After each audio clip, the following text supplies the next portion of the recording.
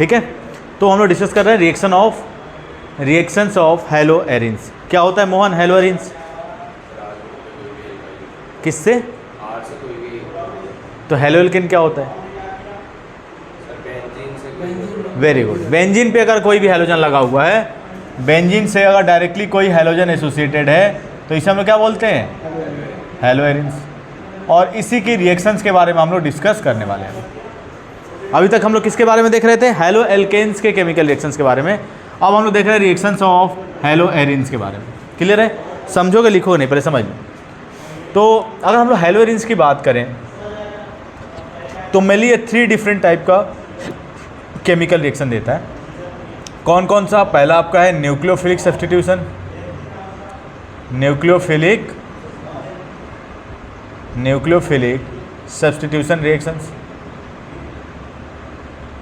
Nucleophilic substitution.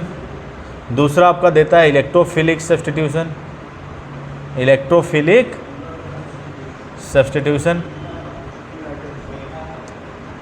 Electrophilic substitution.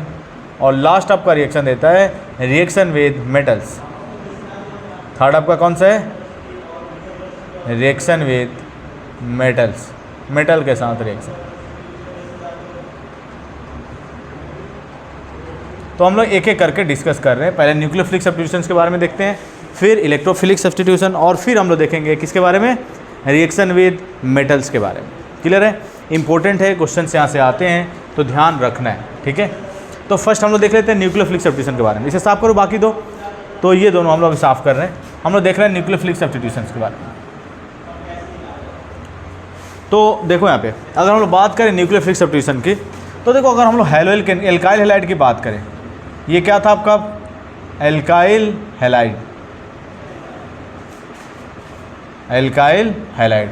और इस alkyl halide का जैसे हम लोग किसी न्यूक्लियोफाइल से सब्स्टिट्यूशन कराते थे तो होता क्या था? यहाँ से X बाहर होता था और R के जगह कौन आके सब्स्टिट्यूट हो जाता था? Nu, और X माइनस के फॉर्म में, लिविंग ग्रुप के फॉर्म में हैलोजन क्या हो जाता था? बाहर हो जाता था। ये होता था आपका किसके? एल्काइल हैलाइड के अंदर या हैलो एल्केन्स के अंदर। क्लियर है? तो ये तो आसानी से ईजिली हो जाता है। कौन? एल्काइल हैलाइड जो है न्यूक्लियोफिलिक सब्स्टिट्यूशन आसानी से दे देता है। लेकिन अगर हम लोग हैलो एरिन ले लें, क्या ले लें? हैलो एरिन ले लें, और इस अगर हैलो एरिन का अगर हम लोग न्यूक्लियोफिलिक सब्स्टिट्यूशन कराएं तो ये जो न्यूक्लियोफिलिक सब्स्टिट्यूशन है यहाँ पे वो क्या होता है? ये जो न्यूक्लियोफिलिक सब्स्टिट्यूशन होता है ये डिफ़िकल्ट होता है, आसानी से नहीं होता है। अब देखो यहाँ पे भी ये हैलोजन जो है निकलेगा और न्यूक्लियोफाइल आगे सब्स्टिट्यूट हो जाएगा, लेकिन ईजिली नहीं होगा, आसानी से नहीं होगा। क्यों नहीं होगा? ठीक है, इसका रीज़न हम देखते हैं। तो ये न्यूक्लियोफिलिक सब्स्टिट्यूशन ईजिली नहीं देता है, बहुत ही डिफ़िकल्ट कंडीशन में ये न्यूक्लियोफिलिक सब्स्टिट्यूशन देता है। अब देखो इसका रीज़न क्या है? न्यूक्लियोफिलिक सब्स्टिट्यूशन नहीं देने का यहाँ पे रीज़न क्या है, मतलब मुश्किल क्यों होता है? तो देखो 2 रीज़न है, और ये रीज़न बहुत ही इंपॉर्टेंट है। कई बार यहाँ से क्वेश्चन आया हुआ है कि why haloarenes do not gives nucleophilic substitution easily. Haloarene जो है ईजिली न्यूक्लियोफिलिक सब्स्टिट्यूशंस क्यों नहीं देता है? क्लियर है? तो फर्स्ट रीजन है, देखो कुछ रेजोनेंस के कंडीशंस हैं वो मैं बता दे रहा हूँ, कुछ रेजोनेंस के कंडीशंस हैं मैं बता दे रहा हूँ। कुछ रेजोनेंस के कंडीशन है। क्या क्या कंडीशंस हैं? पाई कंजुगेटेड विथ पाई, यानी अल्टरनेट अगर पाई बॉन्ड है यानी ये दोनों क्या है? रेजोनेंस में है। क्लियर है? Yes Vardhan? Pi sigma lone pair ये भी रेजोनेंस में है, पाई सिग्मा पॉजिटिव चार्ज ये भी रेजोनेंस में है, पाई सिग्मा नेगेटिव चार्ज ये भी क्या है? रेजोनेंस है। ये सारे किसके कंडीशन है? रेजोनेंस के। देखो तुम लोग अगर बात करो हैलोजन की, फ्लोरीन ही ले लो, फ्लोरीन ही ले लो। फ्लोरीन के पास कितने वैलेंस कितने एटॉमिक नंबर? 9, यानी कि कितने वैलेंस इलेक्ट्रॉन हो जाएंगे? 2, 7 वैलेंस इलेक्ट्रॉन। कितने वैलेंस इलेक्ट्रॉन? 7। कितना बॉन्ड बना रहा है हैलोजन? एक ही तो बॉन्ड बना रहा है, 7 बॉन्ड कहाँ बना रहा है? एक बॉन्ड बना रहा है ना। अब एक बॉन्ड बना रहा है हैलोजन, मतलब इसके पास कितने लोन पेयर बचेंगे? 1, 2, 3 लोन पेयर बचेंगे, क्योंकि एक बॉन्ड तो इसका किसमें पार्टिसिपेट कर लिया? बॉन्डिंग में। और बाकी कितने इलेक्ट्रॉन बचे? 6, यानी 3 लोन पेयर बचेगा। अब देखो पाई सिग्मा लोन पेयर, ये वाला कंडीशन फुलफिल हो रहा है क्या? पाई सिग्मा लोन पेयर, यानी इस पाई के साथ ये लोन पेयर क्या कर रहा है? हेलोजन का रेजोनेंस कर रहा है। क्या कर रहा है? रेजोनेंस। और ड्यू टू रेजोनेंस से स्टेबलाइज हेलोजन, ये हेलोजन क्या है? रेजोनेंस से स्टेबलाइज है, इसलिए यहाँ से इस बॉन्ड को तोड़ना क्या है? डिफिकल्ट है। अब मैं पकड़ लूँ यहाँ पे ईश्वर्धन को इस रूम में, क्लासरूम में, और ये क्लासरूम से चाहे कि ईश्वर्धन बाहर निकल जाऊँ तो निकल तो जाएगा लेकिन आसानी से नहीं निकल पाएगा, है कि नहीं? लेकिन कोई पकड़े नहीं, हम निकलना चाहे तो आसानी से निकल जाएगा। क्लियर है ना? तो ये लोन पेयर इस पाई बॉन्ड के साथ क्या कर रहा है? रेजोनेंस कर रहा है, और रेजोनेंस की वजह से ये क्या करता है? हेलोजन होल्ड होता है यहाँ पे, और यहाँ से हेलोजन को निकालना क्या होता है? मुश्किल होता है, और इसीलिए ये हेलो एरीन्स जो है वो न्यूक्लियोफिलिक सब्स्टिट्यूशन इजीली नहीं देता है। तो पहला रीजन तो ये है। पहला रीजन क्या है? Due to resonance stabilize, due to resonance stabilize, due to resonance stabilize halogens. Halogen में क्या होता है? हेलोजन जो होता है रेजोनेंस से स्टेबलाइज होता है, इसीलिए आसानी से न्यूक्लियोफिलिक सब्स्टिट्यूशन नहीं देता है। दूसरा रीजन, दूसरा आपका रीजन है, ये तो पहला हो गया, and partial double bond character. क्या होता है? रेजोनेंस की वजह से इसमें कौन सा कैरेक्टर आ जाता है? Partial double bond character, partial double bond character, और पार्शियल डबल बॉन्ड कैरेक्टर की वजह से यह आसानी से न्यूक्लियोफिलिक सब्स्टिट्यूशन नहीं देता है। तो एग्जाम में जब भी आपसे पूछे कि why haloarenes do not gives nucleophilic substitution easily, आसानी से हेलो एरीन जो है न्यूक्लियोफिलिक सब्स्टिट्यूशन क्यों नहीं देता है, तो सिंपल आपको लिखना है, पहला रीजन क्या है? Due to resonance stabilize halogen and partial double bond character, इसके वजह से क्या करता है ये? न्यूक्लियोफिलिक, हाँ डायरेक्ट ये लिख ले, ठीक है। और आता है, हो सकता है हाफ ईयरली आपका होगा तो वहाँ पे क्वेश्चन ये आएगा, हाँ नोट कर लो ईश्वर्धन। क्लियर है? ये तो समझ में आ गया कि रेजोनेंस से स्टेबलाइज कैसे?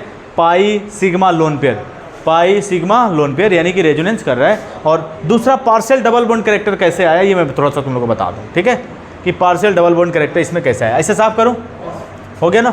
तो पार्शियल डबल बॉन्ड कैरेक्टर कैसे आया इसे भी मैं बता देता हूं तुम लोग को, ठीक है। और ये वैलेंस इलेक्ट्रॉन जो है ये पता होना चाहिए कितना बॉन्ड फॉर्म कर सकता है, कितने लोन पेयर हैं, कितने बॉन्ड पेयर हैं, सारी चीज़ें होनी चाहिए आपको पता, ठीक है। तो थोड़ा सा हम लोग इसके पार्शियल डबल बॉन्ड कैरेक्टर के बारे में देख लेते हैं। देखो यही आपका हेलो एरीन है, यही आपका हेलो एरीन है, बेंजीन के साथ क्या लगा हुआ है? हेलोजन, और इसके पास कितने लोन पेयर हैं? 3 लोन पेयर। देखो बेंजीन के साथ कोई भी एटम और ग्रुप जुड़ा हुआ हो, बेंजीन के साथ, यहाँ पे बता दे रहा हूँ साइड में, बेंजीन के साथ कोई भी एटम और ग्रुप जुड़ा हुआ हो और उसके पास अगर एक लोन पेयर है तो ये हमेशा किसके तरह काम करेगा? इलेक्ट्रॉन रिलीजिंग ग्रुप की तरह। किसके तरह? इलेक्ट्रॉन रिलीजिंग ग्रुप का। सेम कंडीशन इसमें है, यानी ये इलेक्ट्रॉन हमेशा क्या करेगा? रिलीज करेगा। अब ये लोन पेयर यहाँ डिलोकलाइज होगा और ये पाई इलेक्ट्रॉन यहाँ डिलोकलाइज होगा, और ये किसके वजह से होता है? ड्यू टू रेजोनेंस की वजह से। किसके वजह से? रेजोनेंस की वजह से ये लोन पेयर और पाई इलेक्ट्रॉन का डिलोकलाइजेशन होता है। अब ये लोन पेयर डोनेट कर रहा है तो कौन सा चार्ज आ जाएगा? पॉजिटिव, और ये दो इलेक्ट्रॉन मिलके क्या कर देंगे? इस पर डबल बॉन्ड, और इस पर कौन सा चार्ज आ जाएगा? नेगेटिव, और ये double bond as it is रहेगा। अब देखो नेगेटिव चार्ज आ गया मतलब इस पर लोन पेयर जनरेट हो गया। अब ये लोन पेयर यहाँ डिलोकलाइज होगा और ये पाई इलेक्ट्रॉन यहाँ। नेक्स्ट रेजोनेटिंग स्ट्रक्चर ये मिल जाएगा हम लोग को। इस पर कौन सा चार्ज आ जाएगा? नेगेटिव, डबल बॉन्ड, और ये एक्स पे पॉजिटिव चार्ज। अगेन ये लोन पेयर यहाँ और ये पाई इलेक्ट्रॉन यहाँ। ये रेजोनेटिंग स्ट्रक्चर मिल जाएगा, ये resonating structure, double bond, negative charge, double bond, और एक्स पे कौन सा चार्ज आ जाएगा? पॉजिटिव। और अगेन क्या होगा? ये लोन पेयर यहाँ डिलोकलाइज जाएगा, ये पाई इलेक्ट्रॉन यहाँ, और फिर से हम लोग को क्या मिल जाएगा? हेलो एरीन मिल जाएगा। लेकिन इस बार तुम लोग रिंग में देख रहे होगे कि पाई इलेक्ट्रॉन का पोजीशन क्या हो गया है? चेंज हो गया है। और ये पाई इलेक्ट्रॉन का पोजीशन चेंज क्यों हुआ? Due to resonance. क्लियर है ना? ड्यू टू रेजोनेंस, ये अलग है, आपका इलेक्ट्रॉन लीजिंग ग्रुप मैंने बताया था, ये अलग है, ठीक है। अब रेजोनेंस की वजह से, अब तुम लोग देखो इस रेजोनेंस की वजह से कार्बन और हेलोजन के बीच में क्या आ रहा है? Double bond character. और इसी को हम लोग क्या बोलते हैं? अब इसका आरएचएस जब तुम लोग बनाओगे, क्या बनाओगे? Resonance hybrid. रेजोनेंस हाइब्रिड क्या करते हैं?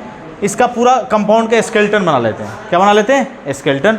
और जहाँ जहाँ पाई इलेक्ट्रॉन डिलोकलाइज हुआ उसको हम लोग किसे दिखाएंगे? डॉटेड लाइन से, किससे? डॉटेड लाइन से। और जो भी चार्ज है इसके रिस्पेक्ट में कौन सा पोजीशन होता है? This is the ortho and this is the Meta and this is the para.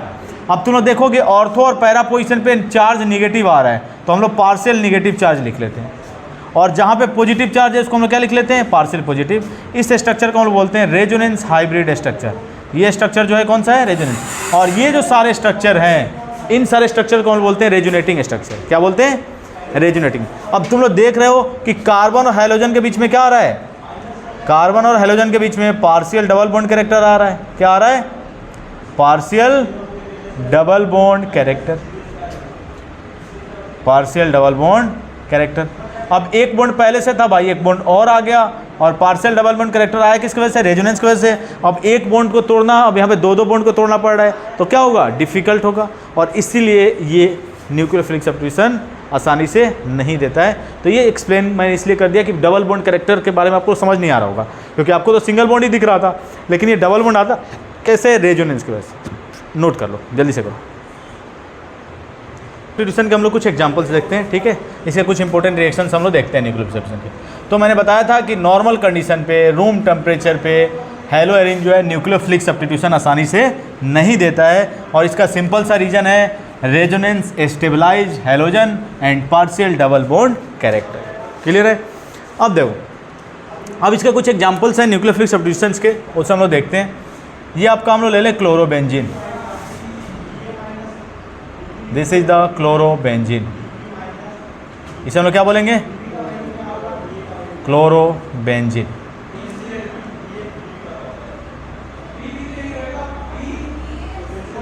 Chlorobenzene, और इस क्लोरोबेंजीन का हम लोग रिएक्शन करा दें एक्वस NaOH के साथ, एक्वस NaOH के साथ। अगर सिंपल हम लोग एक्वस NaOH के साथ रिएक्शन करा दें तो क्या ये रिएक्शन होगा? नहीं होगा।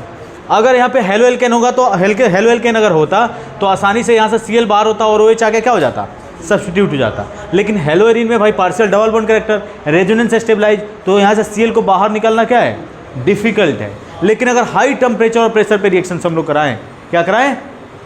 हाई टेम्परेचर प्रेशर पर अगर रिएक्शन हम लोग कराएं, 623 केल्विन टेम्परेचर पे रिएक्शन को हम लोग कराएं और 300 ATM प्रेशर पे, कितना?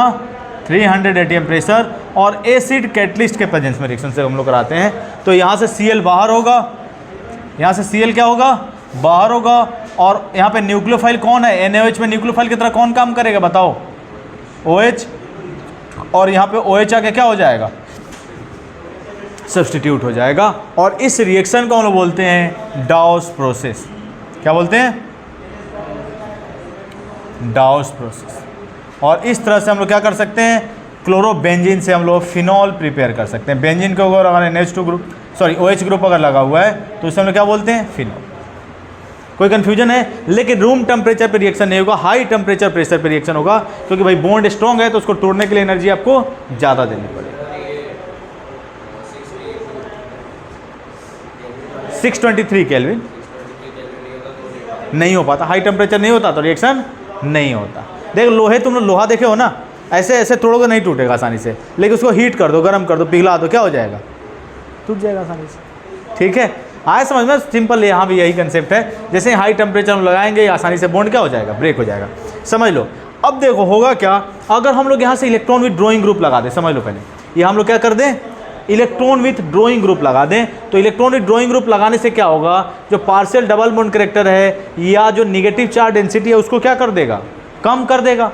कहीं भी नेगेटिव चार्ज डेंसिटी ज़्यादा है तो उसको इलेक्ट्रॉनिक ड्रॉइंग ग्रुप लगा देते तो उसको क्या कर देगा? कम कर देगा। तो जो न्यूक्लियोफिलिक सब्स्टिट्यूशन को हाई टेम्परेचर प्रेशर पर आपको कराना पड़ रहा था, थोड़ा सा कम टेम्परेचर पे भी रिएक्शन क्या हो जाएगा? पॉसिबल हो जाएगा। क्लियर है ना? इलेक्ट्रॉन विद ड्रॉइंग ग्रुप, और इलेक्ट्रॉनिक ड्रॉइंग ग्रुप का सबसे बेस्ट एग्जांपल है, स्ट्रॉन्ग इलेक्ट्रॉनिक ड्रॉइंग ग्रुप होता है, this is the nitro group. इसे हम लोग क्या बोलते हैं? Electron with drawing group. ये आपका क्या होता है कि स्ट्रॉन्ग इलेक्ट्रॉनिक ड्रॉइंग ग्रुप होता है, नाइट्रो ग्रुप। ठीक है, तो ये चीज़ ध्यान रखना है। अगर हम लोग इलेक्ट्रॉनिक ड्रॉइंग ग्रुप लगा दें तो रिएक्शन थोड़ा कम टेम्परेचर पे भी पॉसिबल हो जाएगा। जैसे देखो, ये आपका क्लोरोबेंजीन है, तो ये फर्स्ट रिएक्शन देख लो, ये सेकंड है आपका।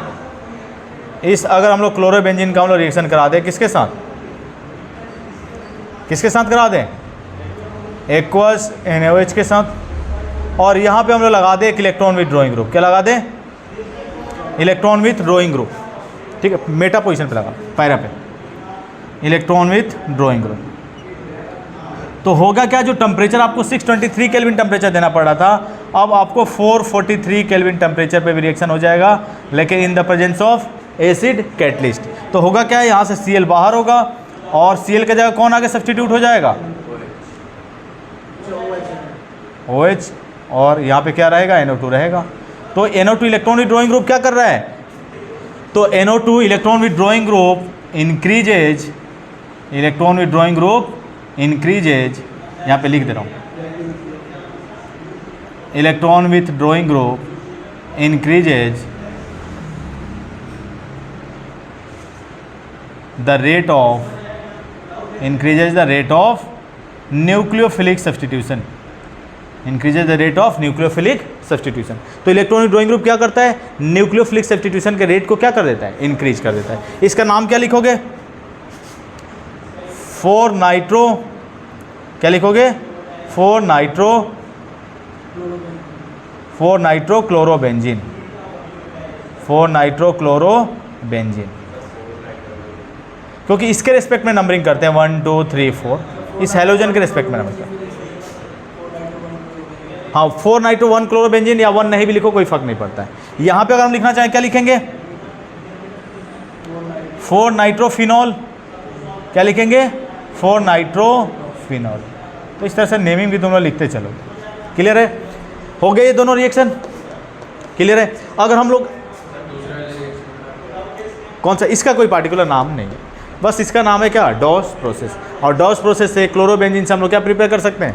फिनॉल प्रिपेयर कर सकते हैं। नेक्स्ट थर्ड इसका रिएक्शन देख लो। यहाँ पे अगर हम लोग क्लोरोबेंजीन का रिएक्शन करा दें, क्लोरोबेंजीन ले लें और 2-2 इलेक्ट्रॉन विथ ड्राइंग ग्रुप ले दें। क्या ले लें? 2-2 इलेक्ट्रॉन विथ ड्राइंग ग्रुप, और इसका हम लोग रिएक्शन करा दें किसके साथ? एक्वस बेस के साथ, एक्वस NaOH के साथ। तो 368 केल्विन टेम्परेचर पे भी रिएक्शन हो जाता है। आपको 443 से कभी कम टेम्परेचर पे क्या हो जाएगा? रिएक्शन पॉसिबल हो जाएगा, क्योंकि 2-2 इलेक्ट्रॉनिक ड्राइंग ग्रुप लग गया तो नेगेटिव चार्ज डेंसिटी को और कम करेगा और न्यूक्लियोफिलिक सब्स्टिट्यूशन के रेट को और क्या कर देगा? इंक्रीज कर देगा, इंक्रीज करेगा। Electron with drawing group increases the rate of nucleophilic substitution. अब ये क्या करेगा? और फास्ट कर देगा रेट को। अब यहाँ से Cl बाहर होगा और Cl के जगह कौन आगे सब्स्टिट्यूट हो जाएगा? Cl के जगह कौन आगे सब्स्टिट्यूट हो जाएगा? OH। और इसका अगर नेमिंग हम लिखना चाहें क्या हो जाएगा? 1 2 3 4, क्या हो जाएगा? 2,4 डाइनाइट्रोफिनॉल। क्या लिख सकते हैं? 2,4 डाइनाइट्रोफिनॉल।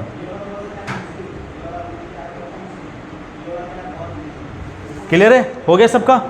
ये वाला हो गया, ऊपर वाला डाउस प्रोसेस। डाउस प्रोसेस हो गया है मोहन? जल्दी करें, फास्ट। ठीक है, तो यहाँ पे NaOH हम लोग क्या कर रहे थे? स्ट्रॉन्ग न्यूक्लियोफाइल यूज कर रहे थे। अगर हम लोग 3-3 इलेक्ट्रॉनिक ड्राइंग ग्रुप लगा दें तो वीक न्यूक्लियोफाइल के प्रेजेंस में भी, H2O के प्रेजेंस में भी रिएक्शन हो जाता है। देखो यहाँ पे अगर 3-3 इलेक्ट्रॉनिक ड्राइंग ग्रुप लगा दें क्लोरोबेंजीन पे, अगर 3-3 इलेक्ट्रॉनिक ड्राइंग ग्रुप हम लोग लगा दें,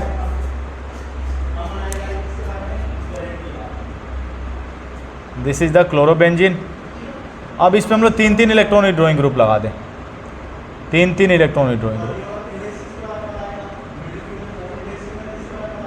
ठीक है, और अगर हम लोग इसका न्यूक्लियोफिलिक सब्स्टिट्यूशन कराएं तो H2O के प्रेजेंस में वार्म कर दे, थोड़ा सा हीट कर दे हल्का सा, तो भी रिएक्शन। अब देखो वहाँ पे स्ट्रॉन्ग न्यूक्लियोफाइल ले रहे थे, जबकि H2O उतना स्ट्रॉन्ग न्यूक्लियोफाइल नहीं है। इस वीक न्यूक्लियोफाइल के प्रेजेंस में भी रिएक्शन हो जाएगा और Cl बाहर होगा, कौन आगे सब्स्टिट्यूट हो जाएगा?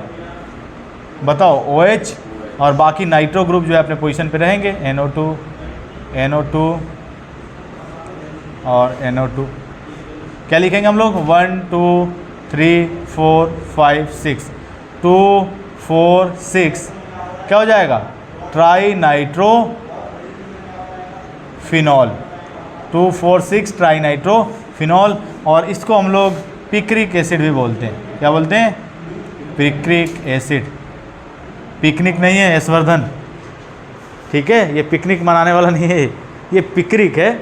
पिक्रिक एसिड इसका कॉमन नेम है, ठीक है। 2,4,6 ट्राइनाइट्रोफिनॉल को हम लोग क्या बोलते हैं, पिक्रिक एसिड। नोट कर लो जल्दी से फास्ट। तो फर्स्ट हमारा हो गया न्यूक्लियोफिलिक सब्स्टिट्यूशन। दूसरा कौन सा रिएक्शन था आपका, इलेक्ट्रोफिलिक सब्स्टिट्यूशन। तो दूसरा हम लोग देखते हैं इलेक्ट्रोफिलिक सब्स्टिट्यूशन के बारे में। यह भी बहुत ही आसान है, ऑलरेडी आप क्लास 11th के अंदर एरोमेटिक हाइड्रोकार्बन्स के अंदर ये सारे रिएक्शन पढ़ के आते हैं, ठीक है। अगर नहीं पढ़े हैं तो कोई बात नहीं, हम लोग यहाँ पे सारी चीज़ें डिस्कस करें, क्लियर है ना। तो अगर हम लोग बात करें रिएक्शन ऑफ हैलोएरिन्स की, तो सेकेंड आपका रिएक्शन है इलेक्ट्रोफिलिक सब्स्टिट्यूशन। देखो नाम से ही पता चल रहा है किसका सब्स्टिट्यूशन होगा इस बार, इलेक्ट्रोफाइल का। और इलेक्ट्रोफाइल जितने भी पॉजिटिवली चार्ज स्पीसीज होते हैं सारे क्या होते हैं, इलेक्ट्रोफाइल। जितने भी इलेक्ट्रॉन डेफिशिएंट होते हैं सारे क्या होते हैं, इलेक्ट्रोफाइल होते हैं, क्लियर है ना। अब देखो होता क्या है, अब इसमें डिफरेंट टाइप के रिएक्शंस हैं जिसको एक एक करके हम लोग देख रहे हैं, ठीक है। पहला है आपका फर्स्ट है हैलोजनेशन। फर्स्ट क्या है, हैलोजनेशन। नाम से ही पता चला, देखो हैलोजनेशन में हमेशा इलेक्ट्रोफाइल की तरह कौन काम करेगा, हैलोजन। इलेक्ट्रोफाइल की तरह कौन काम करेगा, हैलोजन। अब देखो ये आपका है क्लोरोबेंजीन, हम लोग ले लें यहाँ से, क्या ले लें, क्लोरोबेंजीन। और इस क्लोरोबेंजीन का मान लो हम लोग करा दे क्लोरीनेशन। हैलोजनेशन में तो हम लोग कोई भी करा सकते हैं, ब्रोमिनेशन, क्लोरीनेशन, आयोडीनेशन, तो हम लोग करा दे क्लोरीनेशन। और किसके प्रेजेंस में हमेशा, Lewis acid anhydrous AlCl3, Lewis acid के प्रेजेंस में, क्लियर है।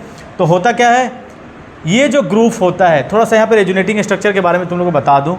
ये जो ग्रुप होता है, अभी थोड़ी देर पहले आपने देखा था, अभी आपने थोड़ी देर पहले रेजोनेटिंग स्ट्रक्चर फिर से मैं बता देता हूँ। देखो यहाँ पे ये आपका हैलोएरिन है, ये क्या है आपका हैलोएरिन, पाई पाई पाई अल्टरनेट, और ये लोन पेयर है।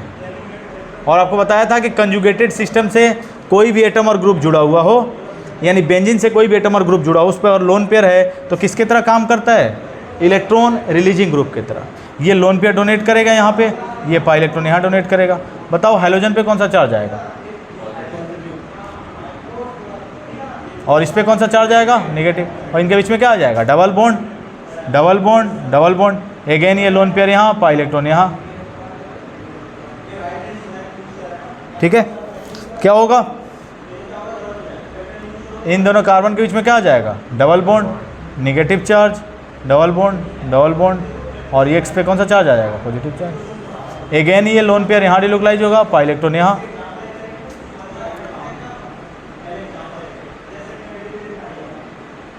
इस पे कौन सा चार्ज आ जाएगा, नेगेटिव। ये डबल बॉन्ड, और ये डबल बॉन्ड, एक्स पे कौन सा चार्ज आ जाएगा, पॉजिटिव। ये लोन पेयर यहाँ, अब ये पाई इलेक्ट्रॉन यहाँ। अब बताओ क्या आ जाएगा, फिर से हम लोग को हैलोरिन मिल जाएगा, लेकिन इस बार बेंजीन रिंग पे क्या हो गया, बेंजीन रिंग के अंदर पाई इलेक्ट्रॉन का क्या हो गया, डिलोकलाइजेशन। अब तुम लोग देखो, अगर हम लोग इसका resonating structure, resonance hybrid structure बनाए, तो जहाँ भी पाई इलेक्ट्रॉन डिलोकलाइज हुआ है उसको डॉटेड लाइन से, जहाँ भी पाई इलेक्ट्रॉन डिलोकलाइज हुआ है डॉटेड लाइन से, और जो चार्ज है उसको पार्शियल चार्ज से दिखा। अब तुम लोग बताओ, इस पर अगर इलेक्ट्रोफाइल का सब्स्टिट्यूशन कराना है, इस पर क्या कराना है, इलेक्ट्रोफाइल का सब्स्टिट्यूशन। बताओ इलेक्ट्रोफाइल कहाँ सब्स्टिट्यूट होगा, हमेशा कोई भी पॉजिटिवली जो चार्ज होता है वो कहाँ जा अट्रैक्ट होता है, नेगेटिव की तरफ, ठीक है। अब मैंने बताया था ना एग्जाम्पल यशवर्धन, ठीक है, पॉजिटिव हमेशा कहाँ अट्रैक्ट होगा, निगेटिव। यानी लड़का है तो लड़की की तरफ ही अट्रैक्ट होगा ना, लड़का की तरफ थोड़ा ना अट्रैक्ट होगा क्या यशवर्धन, ठीक है। तो इलेक्ट्रोफाइल है क्या है, पॉजिटिवली चार्ज है, हमेशा कहाँ अट्रैक्ट होगा, निगेटिव। और निगेटिव चार्ज कहाँ जनरेट है, ऑर्थो एंड पैरा पोजीशन पे। यानी कि ये जो क्लोरीन है हमेशा ही कहाँ जुड़ेगा, ऑर्थो या पैरा पोजीशन पे। तो होगा क्या, एक बार क्लोरीन आपका ऑर्थो पोजीशन पे जुड़ेगा, एक बार कहाँ जुड़ेगा, मेटा पे नहीं, क्योंकि ये इलेक्ट्रोफाइलन, और इलेक्ट्रोफाइल हमेशा क्या होता है, negative centre seeking group. Electrophile तो पॉजिटिवली चार्ज होता है, पॉजिटिवली चार्ज स्पीसीज क्या होते हैं, निगेटिव सेंटर सीकिंग ग्रुप। और निगेटिव चार्ज जनरेट कहाँ हो रहा है, ऑर्थो और पैरा पोजीशन, क्लियर है ना। तो एक बता रहा हूँ अभी मेजर कौन सा होगा, और एक बार हम लोग को मिलेगा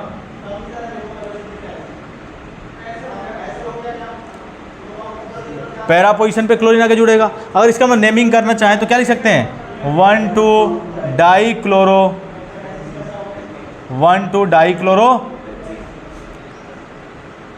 बेंजीन, और इसका हम लोग क्या लिखेंगे 1,4-डाइक्लोरोबेंजीन, डाइक्लोरोबेंजीन। अब देखो तुम लोग मेजर और माइनर देखना है, बहुत ही आसान है। ये देखो ये दोनों काफ़ी क्लोज हैं एक दूसरे के, तो इनके बीच में रिपल्सन क्या होगा, काफ़ी ज़्यादा होगा। और ये दोनों क्या हैं, एक दूसरे से दूर हैं, तो रिपल्सन क्या होगा, कम। तो स्टेबिलिटी किस में ज़्यादा होगी।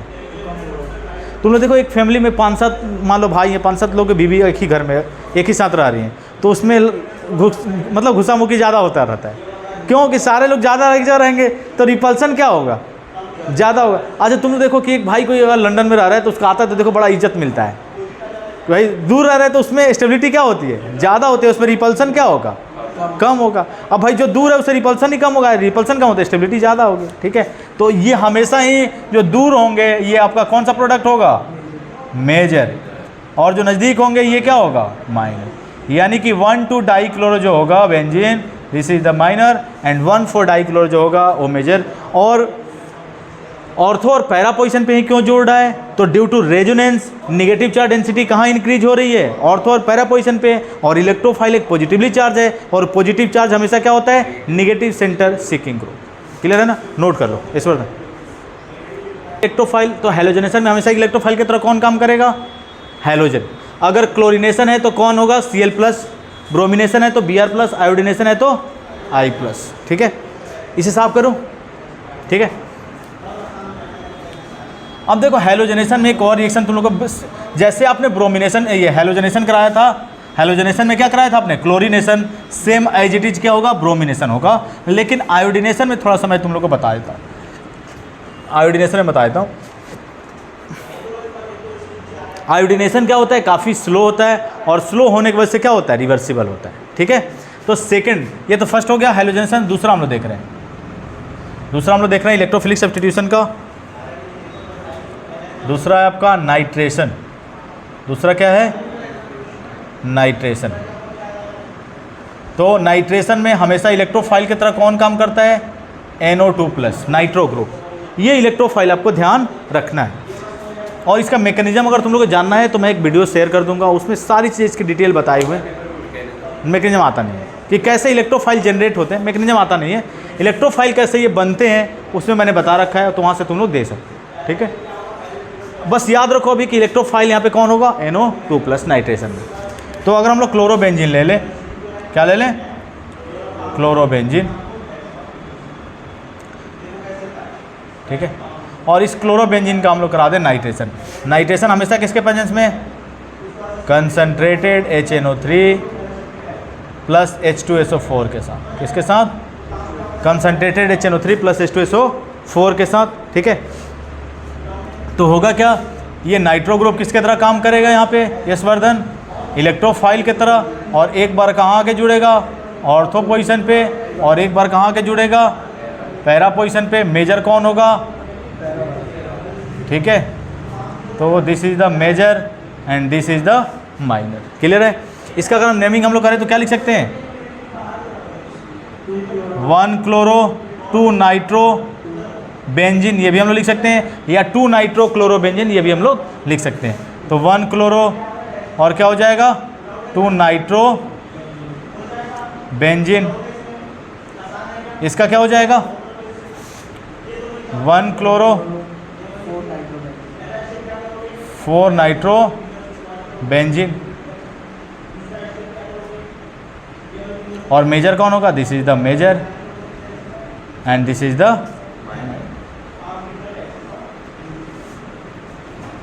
क्लियर है। ये चीज़ ध्यान रखना है। नेक्स्ट थर्ड है आपका सल्फोनेशन। सल्फोनेशन, हाँ नाइट्रेशन में ये सिर्फ यही है। तो यहाँ पे इलेक्ट्रोफाइल की तरह कौन काम करता है, SO3H ग्रुप। कौन काम करता है, SO3H ग्रुप। तो हमेशा इसमें कौन सब्स्टिट्यूट होगा, SO3H ग्रुप। और किसी भी क्लोरोबेंजीन का हम लोग रिएक्शन करा दें, किसी भी क्लोरोबेंजीन का हम लोग रिएक्शन करा दें कंसनट्रेटेड H2SO4 के साथ,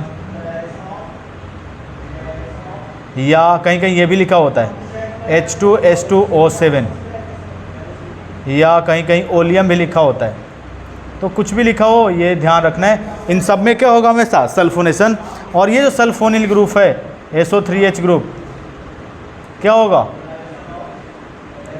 एक बार ऑर्थो पोजीशन पे और एक बार कहाँ जुड़ जाएगा, एक बार पैरा पोजीशन पे। नेमिंग अगर हम लोग करना चाहें क्या हो जाएगा बताओ, तो सल्फोनिल ग्रुप की प्रायोरिटी क्या होती है, ज़्यादा होती है इन क्लोरीन से। तो हम लोग लिखना चाहें तो क्या लिखेंगे, यहाँ से नंबरिंग करेंगे 1 2, यहाँ से नंबरिंग करेंगे। सल्फोनिल ग्रुप की प्रायोरिटी ज़्यादा होती है 3 4, तो क्या लिखेंगे 2 क्लोरो और बेंजीन पे SO3H ग्रुप, तो इसमें बोलते हैं बेंजीन सल्फोनिक एसिड। क्या बोलते हैं 2 chloro benzene sulphonic acid,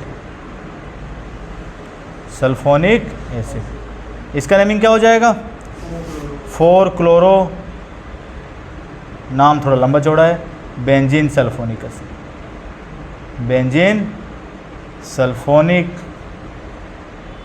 acid. और मेजर कौन होगा बताओ, सेकंड वाला क्या होगा मेजर, और ये वाला क्या होगा,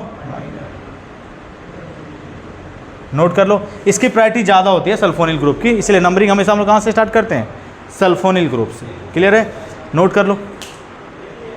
का थर्ड हो गया, fourth Friedel Crafts alkylation, Friedel Crafts alkylation.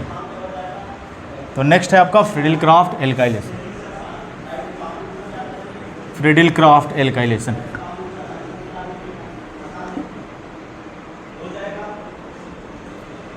Friedel Crafts alkylation. तो फोर्थ हम लोग देखते हैं इलेक्ट्रोफिलिक सब्स्टिट्यूशन का फोर्थ रिएक्शन, फ्रीडिल क्राफ्ट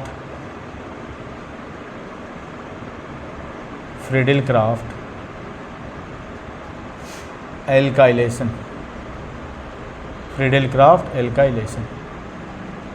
देखो फ्रीडिल क्राफ्ट एल्काइलेशन में यहाँ पे इलेक्ट्रोफाइल की तरह कौन काम करता है, एल्काइल ग्रुप। जैसे आपका R+ कुछ भी हो सकता है, R+ की अगर हम बात करें तो आपका क्या हो सकता है CH3+ हो सकता है, और क्या हो सकता है CH2 + CH3 हो सकता है। और देखो ये इसे हम लोग क्या बोलते हैं, 3 बॉन्ड बना रहा हो कार्बन और उस पर एक पॉजिटिव चार्ज हो, तो इसे हम लोग क्या बोलते हैं, उसे हम लोग क्या बोलते हैं कार्बोकेटाइन। क्या बोलते हैं कार्बोकेटाइन। अब देखो अगर हम लोग बात करें कार्बोकेटाइन की, अगर हम लोग बात करें कार्बोकेटाइन की, तो कार्बोकेटाइन में क्या पॉसिबल होता है, कार्बोकेटाइन में क्या पॉसिबल होगा, रीअरेंजमेंट। कार्बोकेटाइन में क्या पॉसिबल होगा, रीअरेंजमेंट पॉसिबल होगा। कार्बोकेटाइन में क्या पॉसिबल होगा, रीअरेंजमेंट। अगर मान लो ये कार्बोकेटाइन तुम्हारा है, ये तुम्हारा कार्बोकेटाइन है CH2 CH3, ये तुम्हारा कार्बोकेटाइन है, ठीक है। ये क्या है कार्बोकेटाइन है। ये कितना डिग्री कार्बोकेटाइन है 1 डिग्री। अगर इसका हम लोग रीअरेंजमेंट करा दें, क्या करा दें रीअरेंजमेंट, यहाँ से एक हाइड्रोजन जो है बॉन्डेड इलेक्ट्रॉन को,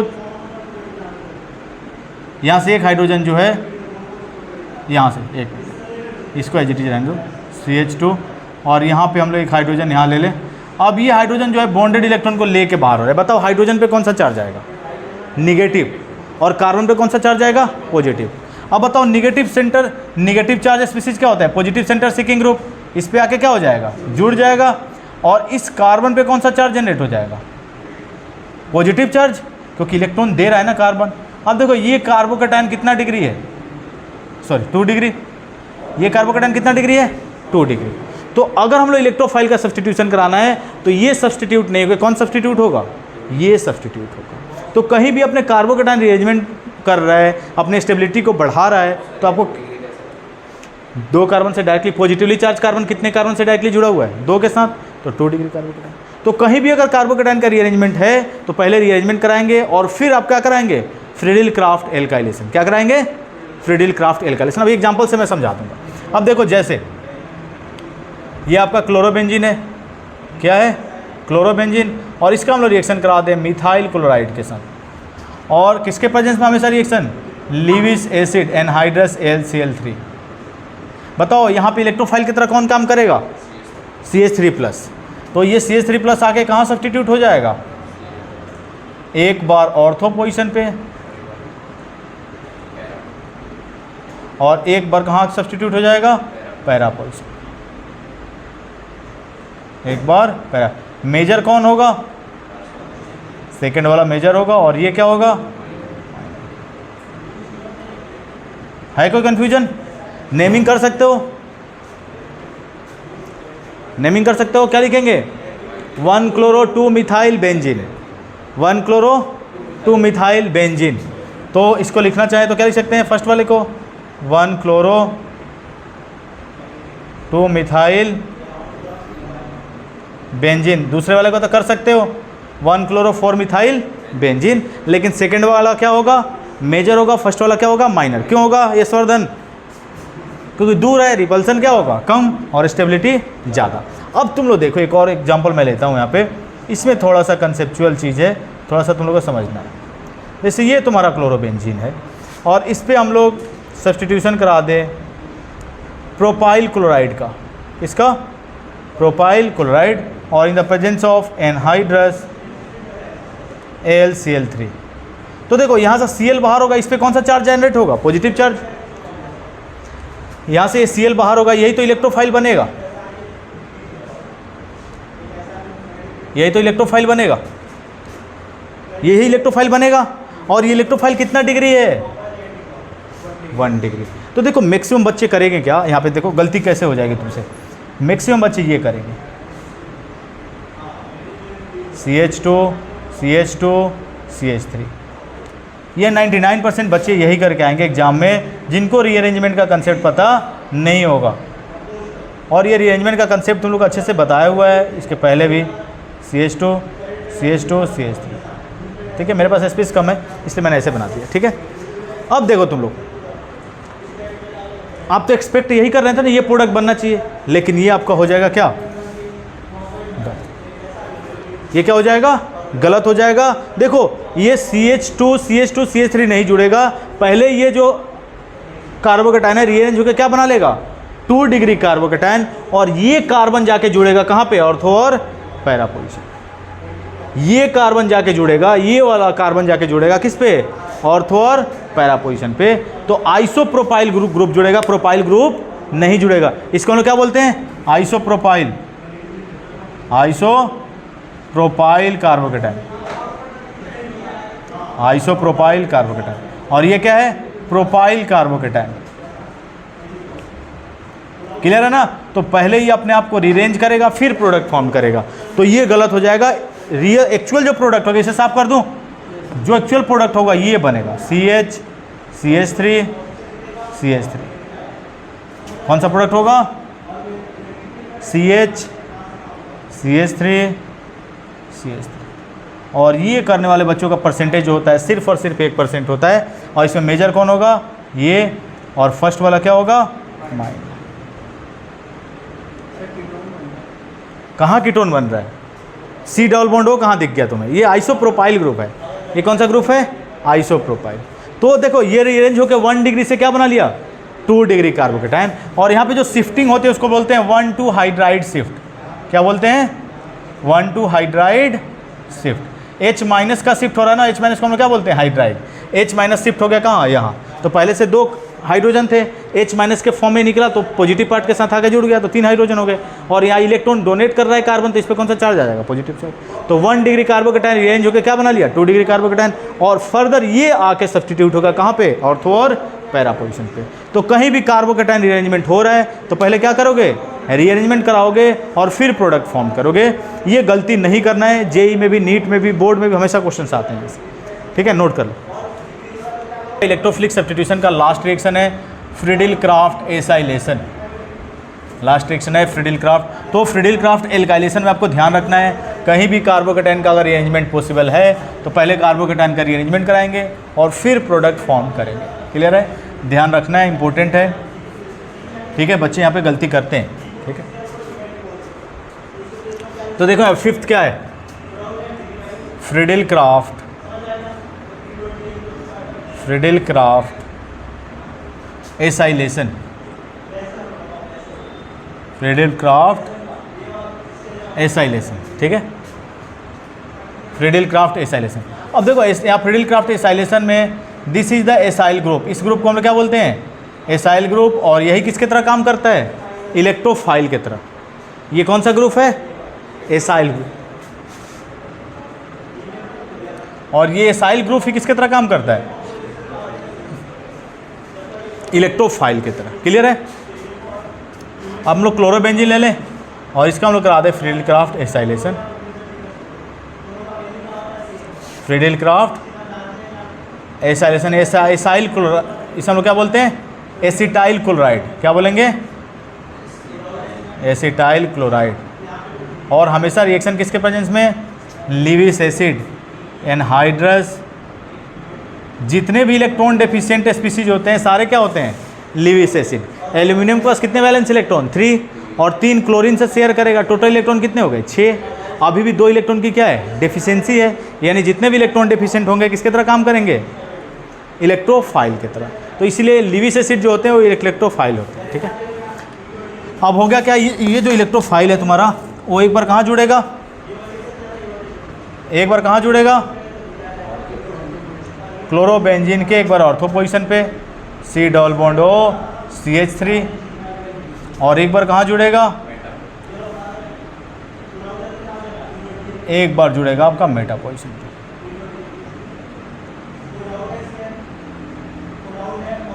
अब देखो अगर क्लोरीन को हटा दे तो इस पूरे कंपाउंड को हम लोग क्या बोलते हैं, एसीटोफिनॉन, क्या बोलते हैं, एसीटोफिनॉन। बेंजीनिंग पे C double bond O CH3 को क्या बोलते हैं, एसीटोफिनॉन। तो क्या लिखेंगे, 2 क्लोरो एसीटोफिनॉन, और ये क्या हो जाएगा बताओ, 1 2 3 4 क्लोरो एसीटोफिनॉन। है कोई कन्फ्यूजन। और मेजर कौन सा होगा, तो this is the major, para वाला हमेशा मेजर होगा, और ऑर्थो वाला क्या होगा, दिस इज द माइनर।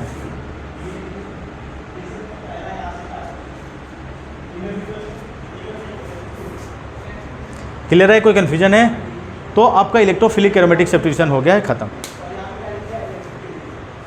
ठीक है। अब रिएक्शन विद मेटल्स, तो इलेक्ट्रोफिलिक सब्स्टिट्यूशन समझ में आ गया। तो 5 डिफरेंट टाइप के रिएक्शन इसमें पढ़ने हैं, एक हैलोजनेशन, नाइट्रेशन, सल्फोनेशन, एल्काइलेशन में आपको ध्यान रखना है, रीअरेंजमेंट, और लास्ट है आपका क्या, फ्रीडल-क्राफ्ट एसाइलेशन। क्लियर है। तो नेक्स्ट हम लोग देख रहे हैं थर्ड इसका रिएक्शन कौन सा, रिएक्शन विद मेटल्स, मेटल्स के साथ रिएक्शन हम लोग देख रहे हैं, रिएक्शन विद मेटल्स, ठीक है। तो थर्ड आपका रिएक्शन है हेलोरिन का, reaction with metals, reaction with metals. Clear है। तो किसी भी हेलोएरिन, क्या है ये आपका हेलोएरिन, कोई भी आपका हेलोएरिन हो, और इसका हम लोग रिएक्शन करा दें 2 मोल ऑफ सोडियम मेटल और हेलो एल्केन के साथ या एल्काइल हैलाइड के साथ, हेलो एल्केन या एल्काइल हैलाइड के साथ, और in the presence of dry ether, किसके प्रेजेंस में, ड्राई ईथर।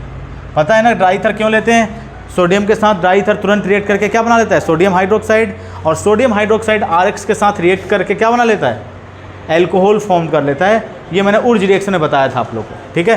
तो यहाँ से देखो 2 मोल NX यहाँ से क्या हो जाएगा, 2 मोल NX क्या हो जाएगा बाहर, तो यहाँ से 2 मोल NX, और बेंजीन के साथ कौन जुड़ जाएगा बताओ, R ग्रुप, और यहाँ से एल्काइल सब्सटीट्यूटेड हम लोग क्या मिल जाएगा, एल्काइल बेंजीन मिल जाएगा, और प्लस क्या मिल जाएगा हम लोग को, 2 मोल ऑफ NaX, क्या मिल जाएगा, 2 मोल ऑफ NaX। जैसे एग्जांपल हम लोग ले लें,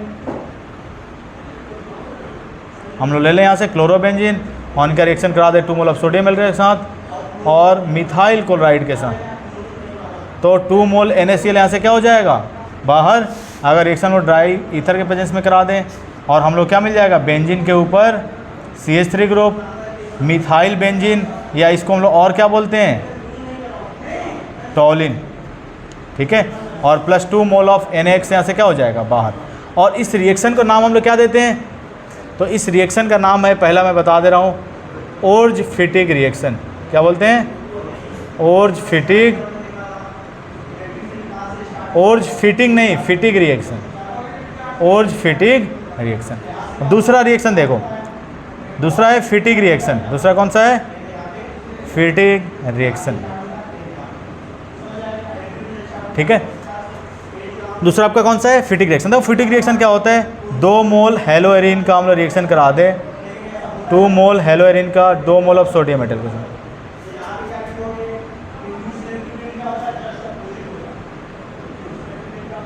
2 मोल हेलोएरिन का हम लोग रिएक्शन करा दे किसके साथ, 2 मोल ऑफ सोडियम मेटल, और in the presence of dry ether, in the presence of dry ether, तो डाई फिनाइल फॉर्म कर लेता है। क्या फॉर्म कर लेता है, 2 फिनाइल ग्रुप, इसे हम लोग क्या बोलते हैं, फिनाइल। और 2 फिनाइल लग गया तो क्या बोलेंगे, डाई फिनाइल या बाई फिनाइल। तो इस तरह से हम लोग डाई फिनाइल फॉर्म कर लेते हैं। तो कहीं भी रिएक्शन में डाई फिनाइल बनाना हो कन्वर्जेंस में, तो आपको क्या करना है, क्या करना है, हमेशा ही आपको फिटिग रिएक्शन प्रेफर करना है। 2 मोल हेलोएरिन्स का रिएक्शन सोडियम मेटल के साथ, क्लियर है, ठीक है। तो अपने थोड़ा दोस्तों को भी शेयर करते रहो, यशवर्धन जो भी जानने वाले हैं, मोहन, ठीक है। वीडियो थोड़ा सा तो ऑफ कर दो।